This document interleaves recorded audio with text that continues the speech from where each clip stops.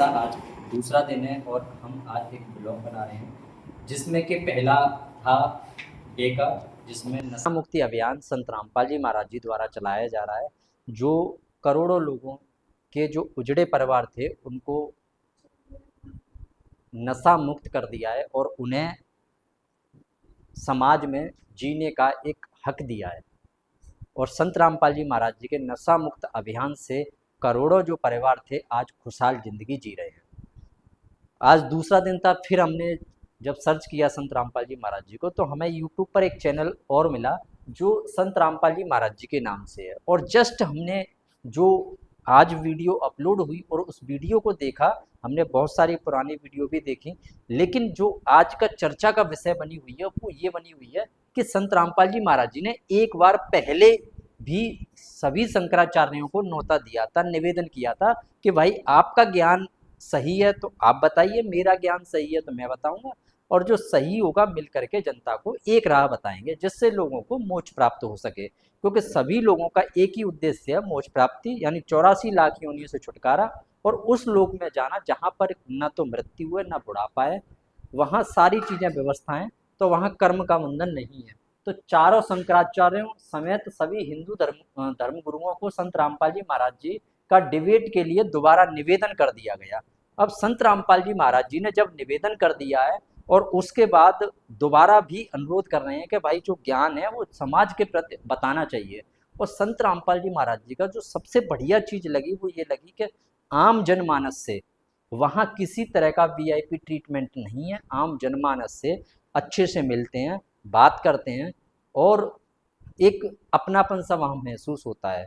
वहाँ जो लोग जा रहे हैं उन लोगों को ये वाकई इंटरव्यू में क्लियर किया गया है कि हर चीज़ को संत रामपाल जी महाराज जी जो भी प्रश्न होते हैं, चाहे वो पत्रकार हो, पत्रकार अपने प्रश्न करते हैं तो पत्रकारों के प्रश्नों के भी संत रामपाल जी महाराज जी जवाब बेधड़क सरलता से और ऐसे देते हैं जिससे कि कोई भी पत्रकार किसी भी तरह का सवाल उनसे करता है तो उसका उन्हें जवाब मिलता है। बाकी के धर्मगुरुओं के अलग ही जवाब रहते हैं, वो समाज के प्रति अपना फर्ज नहीं निभा पा रहे हैं कहीं ना कहीं। लेकिन सच क्या है ये धीरे धीरे पता चल पाएगा कि सच्चा कौन है झूठा कौन है। अगर सच्चे संत रामपाल जी महाराज जी हैं तो संत रामपाल जी महाराज जी के कुछ गुण इस चीज में दिखाई दे रहे हैं कि वो जब जनमानस के प्रति एक अनुरोध कर रहे हैं इन धर्म गुरुओं से कि भाई आप आइए समाज के प्रति और अपना जो ज्ञान है वो दीजिए, डिबेट के लिए दोबारा भी निवेदन कर रहे हैं और समाज के प्रति एक अच्छा। और बाकी के धर्म गुरु जब कोई असहाय परिवार दिक्कत में होते हैं, जब बाढ़ आई तब दिक्कत में रहे, तब उन्होंने मदद नहीं की किसी ने भी आगे आकर के। और जब हमने संत रामपाल जी महाराज जी की वीडियो देखी तो वहाँ पर उन्होंने सैकड़ों गांव की मदद की, लाखों परिवारों को राशन दिया और बहुत सारी चीज़ें जो जनमानस के लिए की गई हैं। और जो सबसे पहला दिन का हमने पॉइंट बताया था नशा मुक्त अभियान, जिससे करोड़ों परिवार खुशहाल बने हैं। आज दूसरा जो पॉइंट है वो ये है कि जो ज्ञान दे रहे हैं वो संत रामपाल जी महाराज जी, वो ज्ञान अनौखिक है, अलौकिक है। और उस ज्ञान में संत रामपाल जी महाराज जी ने ये खुद बताया है कि जो ज्ञान दिया जा रहा है उस ज्ञान से परख होगी कि कौन सच्चा है कौन झूठा है। और वो जो सिलेबस है ना वो हमारे चारों वेद, 18 पुराण और गीता है। जब हमारी श्रीमद् भगवत गीता में जो श्लोकों का ज्ञान दिया गया है और बताया गया है और जो मंत्र दिए गए हैं उन चीज़ों के बारे में संत रामपाल जी महाराज जी ने विस्तार पूर्वक बताया है।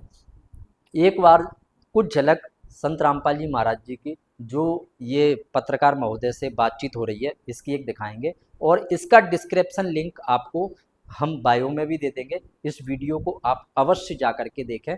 संत रामपाल जी महाराज जी की जो ये वीडियो है इसके कुछ अंश आप देखेंगे कि किस तरीके से संत रामपाल जी महाराज जी पत्रकार महोदय को बता रहे हैं। तो वो फल फिर मैं उनके आदेश फिर मैंने नौकरी करते करते दीक्षा देनी शुरू कर दी, ठीक, प्रचार शुरू कर दिया।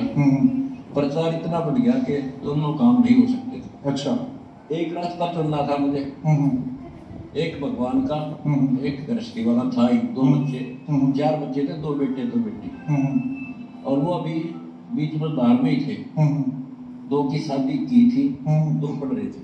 अच्छा। तो भगवान की तरफ फैसला लिया कि जब तू सारी सृष्टि का रक्षक है तो बच्चा का रक्षा करेगा। ठीक। फिर विचार आया कि मैं मान ले आज गुरु जी का वचन ना मानूं और बच्चों में लिपट जाऊं, कल मेरी मृत्यु हो जाए, फिर कौन पालेगा। अच्छा। इस तरह के तर्क वितर्क मन में आए। फिर हमने भगवान वाला मार्ग चुन लिया।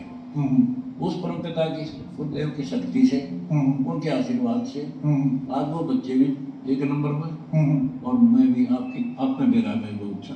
इतनी सी बात है। जैसे आप खुद डाउटफुल थे कि भगवान का रास्ता चुने या गृहस्थ जीवन चुने, आपके जो विरोधी हैं वो खुद मानते हैं कि जो आपकी दान दीक्षा ले लेते हैं उनको साथ भी यही होता है, चाहे तो सिर्फ आपकी सेवा करेंगे या गृहस्थ जीवन को।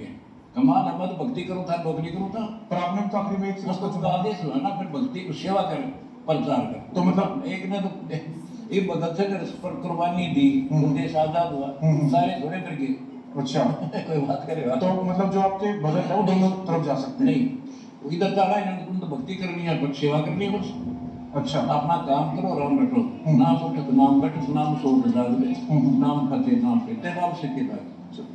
एक आपने कुछ दिनों पहले बयान दिया था कि आप शास्त्रार्थ के लिए ओपन है, सब कोई open। बिल्कुल कोई भी आए। कोई आओ, उसका तरीका क्या है? मान लीजिए कोई बच्चा आपके साथ या कोई यूजुअल बच्चा नहीं, बच्चे को बच्चा मतलब पहलवान ये ना एक बार का के आ जाए कुछ दिन में लड़ाई हो काटते गाड़ी जी बराबर का। अच्छा। वेट में ले तो शंकराचार्य से हम अच्छा।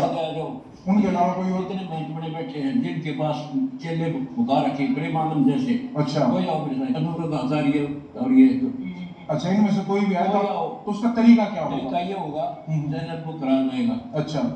वो अपना पक्ष रखेंगे, हम अपना रखेंगे।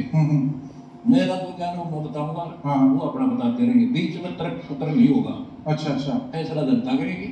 वहाँ इनकी डिबेट देखिए, बीच में कहाँ कर देते, वो तो डिबेट है। मतलब एक सभ्य तरीके से सब बेहतरीन सवाल कौन पूछेगा आप दोनों से फिर? सवाल तो कुछ नहीं जरूरत है, बोली वो अपना ज्ञान बताए। अच्छा। आप क्या दिशा दे रहे हो, मैं अपना ज्ञान बताऊंगा और शास्त्र दिखाऊंगा कि ये शास्त्रों में प्रमाण है, तुम दिखा दो।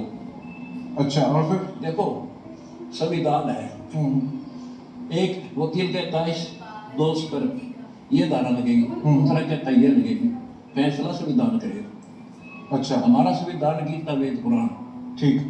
जो उनमें लिखा सो फाइनल। कोई वक्ता है वैसे कहता हो झूठ। अच्छा। और उसका जो आपने कहा गीता जी इसका फैसला करें, गीता कौन सी प्रिंटिंग की, मतलब कौन से प्रेस की? गीता प्रेस दो पर।